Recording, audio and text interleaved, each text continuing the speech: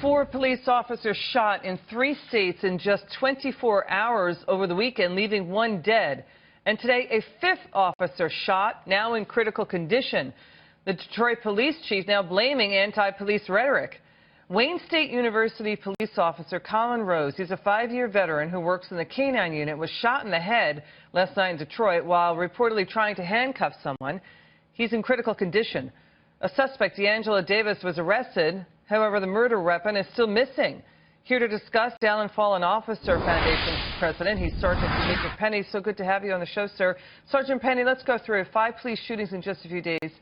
3 cops shot in the head. What's going on here? Why are our cops now being targeted? Listen, I've been saying it for months. This administration has, they have blood on their hands. I mean, everything from anti-police rhetoric to reduction of resources. I mean, all this is on this administration. And now you know, we've seen the fruits of their labor coming to fruition. I mean, they've laid everything at the feet of law enforcement. Every social harm that individuals feel like that they're having in their own personal lives, they lay it at the feet of law enforcement. We just had the shooter in San Antonio.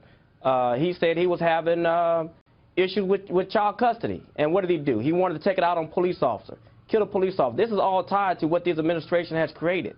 This is that's going to be President Obama's legacy, or these attacks on law enforcement officers. You know, the numbers we also are seeing: 58 cops shot and killed so far on the line of duty, a record year. It's up 71% versus last year. So what does it take to stop our police officers from being killed?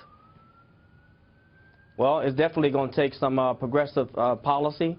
And I think now we've talked about all the who's doing it and you know, what they're doing. Now let's talk about how they're doing it. These groups are radicalizing on social media. And I've been saying this for several months. I've been working with a group out of New York, GOPEC. They're a technology group. And we've been following these radical trends. These individuals using nefarious hashtags, you know, F12 and hashtag Black Lives Matter. That's how they're organizing. You can look at how, to do what? To attack police officers? To carry out attacks against law enforcement officers, of course. Of course. I mean, we've been following these trends. You can see all it takes is for an individual to take a nefarious, you know, some kind of hashtag and link it to a picture and start sharing it. And the hashtag is what links everyone together. And that's how these individuals are. These attacks that happen within those 4 shootings happen within hours of each other. There's no other way.